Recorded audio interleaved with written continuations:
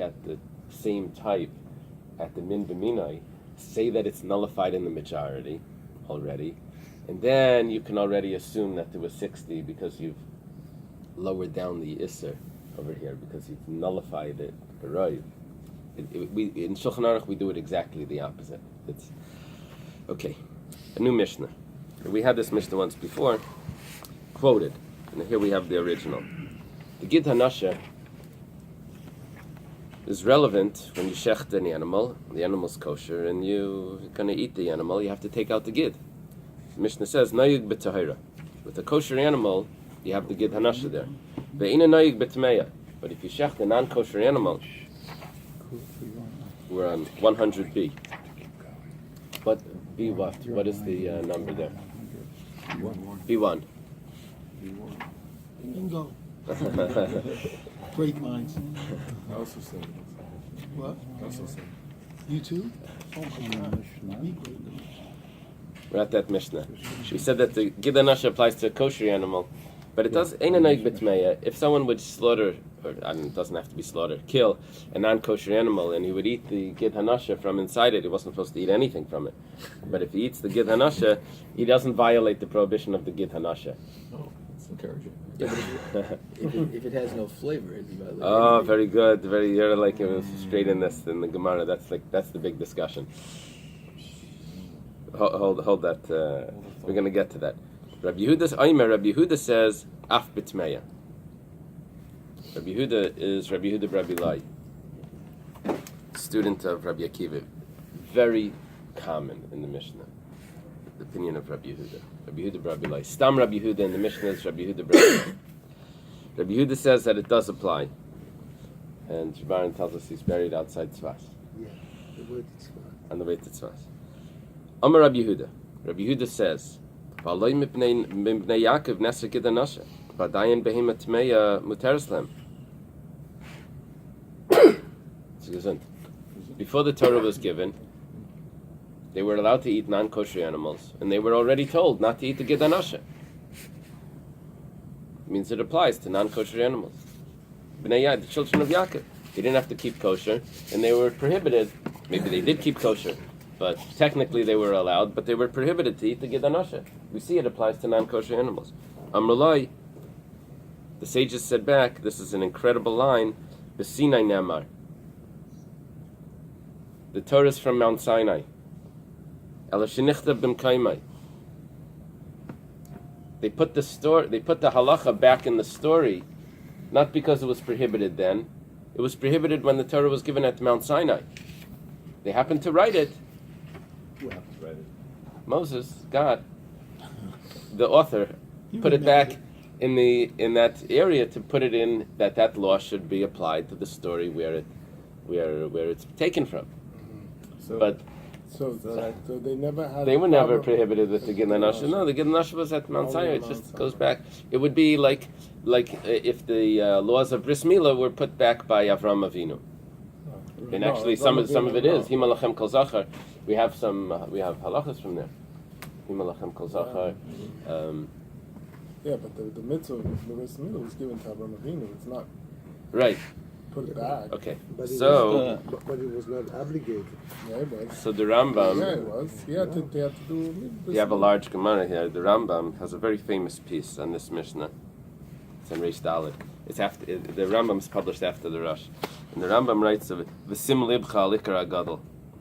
I'm reading it here. It's a translation from the Arabic, but he says you have to pay attention to this great rule. He says that we don't do anything before the Torah. There's nothing. Everything is only because of what was given to Moshe Rabbeinu.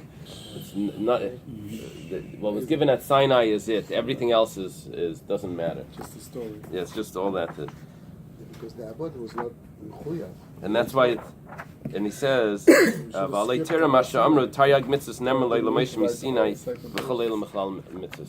are commanded at Sinai. Everything else is not obligatory for us. So that's for us. Yeah. Like Abraham Avinu required the Goyim to be. Yeah, he taught them Torah. But by Mount Sinai, it starts again. It stopped for them. Right. Yeah, but Bereshis was given in Sinai too. Right. So the application from Bereshis became then, right? Is that what you're saying? I think what the Rambam means is that even if they were keeping things before, the reason why we keep it is all because of Sinai. Nothing from before. Because the command of God. God commanded us to do it. Right. So, for example, when everybody says girls light candles at 3 because Of Rivka. So it's good it came It's just a today. story. If you show them this Now I Rambam. know why I'm keeping the Torah. Okay. The Gemara Every asks. day. Even by Wait.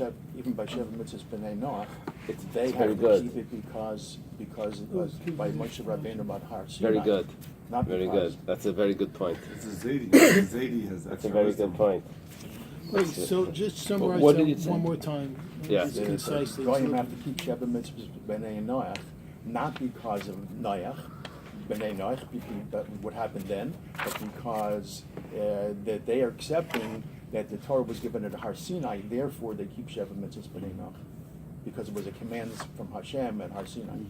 And the same thing for all our All our mitzvahs. Yeah. So when it says like Didn't you get the know Pitaryag mitzvah shamarti, Because you the Jew know, got Right. it all. that's he was just doing it, Right. but Right. You control and the the man, That's different than the way we do it. We do it because of Mount Sinai. Mr. He was doing it. You went You gotta down- go back to Machlokas basics. Yosef and the Right. brothers. Mr. Inani, you They were went following down- this column right here. Boy. Straight down this column here. Yeah, towards the end, right before Perek Shmini, the last piece. no heg v'taros. Yeah. You see V'sim libcha likar agadol. No, it's in It's the this. second line. It's in this. It's the second line of that piece. You see it? Iker Hagadol. Yeah. Okay. Svanyan. Let's do now let's do the Gemara. We said that it only applies to kosher animals. It doesn't apply to non-kosher animals. Rabbi Yehuda holds that it applies to non-kosher animals as well. B'savar Rabbi Yehuda Yisachal, listen. It was already forbidden. You can't add. We said stackable. The prohibitions on you can't stack another prohibition. It was forbidden before. It was right when it was born. The animal was a camel. Now you slaughter it, and now you take it's a gidanasha already. It's prohibited. It's prohibited as a camel. And Vahatanya was taught in a brisa. Rabbi Yehuda says Yachal Teinavela Seif Tami Metami Begadim Beis Abliya. There's a special halacha about a kosher bird that wasn't shechted. That if someone swallows a piece of it, he becomes tamei and his clothing becomes tamei. But if he touches it, he doesn't become tamei. I could have thought that maybe this should apply to a non-kosher bird as well that dies without shechita. You don't shecht it anyway. But I could have thought that this applies not only to a kosher bird, also nevela seif tamei, even to a non-kosher bird. Talmud Laimar, the teaching says, the pasuk says, nevela utreifa la yoichal. La yoichal letamaba. A nevela and treifa you can't eat to make you impure. Mishi sur mishum bal teichal nevela yatzeh sheni sur mishum bal teichal nevela el mishum bal teichal tmeya. It says the nevela and treifa that you can't eat to make you impure. It's only something that you're not allowed to eat because of nevela and treifa. But something that you're not allowed to eat because of tmeya, that doesn't apply to this. What are we seeing? That the Isser Nevela, if a non-kosher bird, like one of the birds that aren't a kosher bird, an ostrich, Chasida. okay, Chasida. That's going to confuse me. An ostrich. If an ostrich, when it dies, without shechita, if it's considered a nevela, because I'm going to stack on it another isser. Oh, it died without shechita.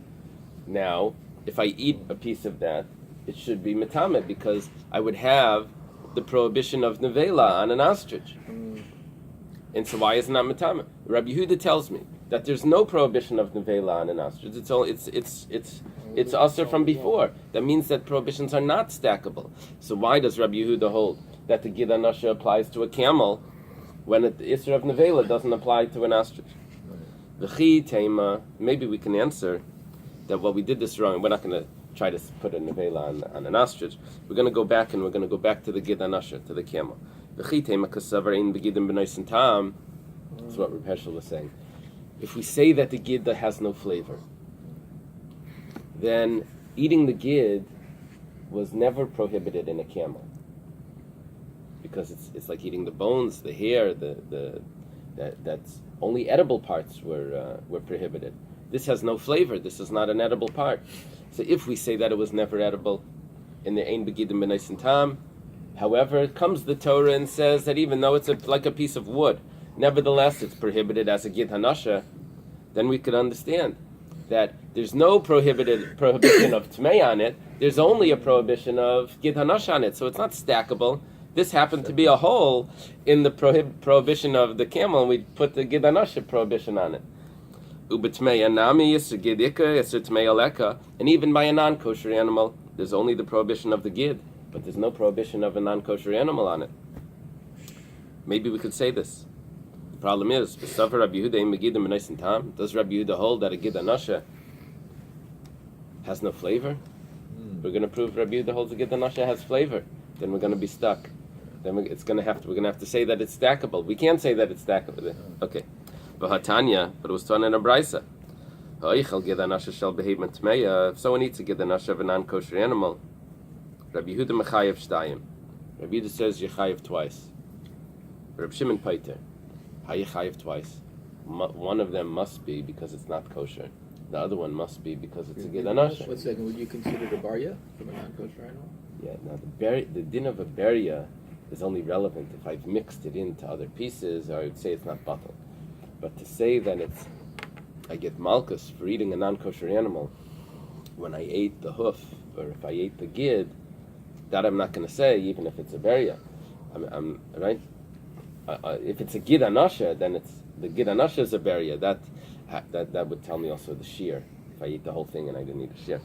But here, what we're saying is that you get malchus twice. Obviously, it has flavor, and it's prohibited because it's not kosher. And it also has the prohibition of the gid. We're asking, how does Rabbi Yehuda say that I can stack one prohibition on top of another one? The Isser gid on top of the Isser nevela, and Isser tmeya. The Gemara answers, Lo'ilam kasavar yesh begidim b'nais tam. We have a way out. We've learned this Gemara before. You're going to find this familiar. Really, it does have a flavor. We proved it. Rabbi Yehuda says you get malchus twice. However, v'kasavar nayig b'shlil. Rabbi Yehuda holds that the gid hanasha applies in the fetus as well, in the embryo. The isser gid, the isser tumah, bahadi hadadi kaasi. Because they both came simultaneously when the animal was being formed in utero. So therefore, I don't say that, it was prohibited already and now I'm stacking on top another prohibition of the gid hanasha. Rather, I say they both came at the same time. They're coming at the same time, simultaneous. That's not a problem. Rabbi Yehuda said I can't stack on top once it was already prohibited. But here they came simultaneous. It's not a problem in utero. The Gemara asks, and this is familiar as well, can you say that the gid hanasha is there in the embryo, but it was taught in the Mishnah, that it applies to a shlil, the gid hanasha applies to this is Rav Meir's opinion, that if someone shechts the mother and he finds a full-term baby inside, a calf inside, Rav Meir held that there is a gid hanasha there. And Rabbi Yehuda ain't a nayig b'shlil. Rabbi Yehuda holds it's not in the shlil. So how can you say it's simultaneous with if it would be a non-kosher animal? It doesn't apply in utero. The Chalbi Muti also says that the fat is permissible. Rabbi Yehuda said. The Gemara answers Hani mili gabi tahira. Rabbi Yehuda said that by a kosher animal that it doesn't apply in the embryo. By a non-kosher animal it applies in the embryo. Why by a kosher animal doesn't apply in the embryo? It says the Rachmana Amar, because the merciful one said. It says in the Torah, Kol bebehema techelu. Anything in the animal you can eat, including the fetus. And that tells me that every part of the fetus I can eat. Every part of the fetus I can eat. Even the gid hanasha. Aval tmeya. But By a Tmeya, Noyeg, it was the Gid Hanasha is there. So in other words, there's a special exemption by a Ben Pekua, by a shechted mother, special exemption that allows the Gid Hanasha of the fetus. But that doesn't mean that the Gid Hanasha wasn't there. Really, the Gid Hanasha is there and it's prohibited. You shech the mother, prohibition goes off, and you can eat the Gid Hanasha from the fetus. A non-kosher animal, if you shecht, no, it doesn't matter. There's a Gid Hanasha in the fetus. It's never permitted for any reason, and it's already there in the fetus, and it came simultaneous with the fetus being formed. The Gid Hanasha is there, and so therefore there's two prohibitions on the Gid Hanasha of a camel. I thought several pages back we mentioned about the Gid Hanasha was formed later. One second. Can you say that they're both formed together? It was taught in the Mishnah. The Nazir has to stop his tumah for the following: if he comes in contact with a corpse or on the kazayas of a corpse. The Kashalon we asked al kazayas min ames megaleach, if he has to start over his nazirs because he came impure, because he came in contact with an olive size. Al ames kulei lekolshkein, is it not a kal v'chaimer that if he touches a full corpse, that for sure his tummy has to start over his naziris? V'amar Rabbi Yochanan, and Rabbi Yochanan explained this. We're talking about a full corpse that was a miscarriage, a stillborn, or a fetus that was so young that it didn't have the gidin yet. That means that it was formed without the gidin. That means that when did the gidim come?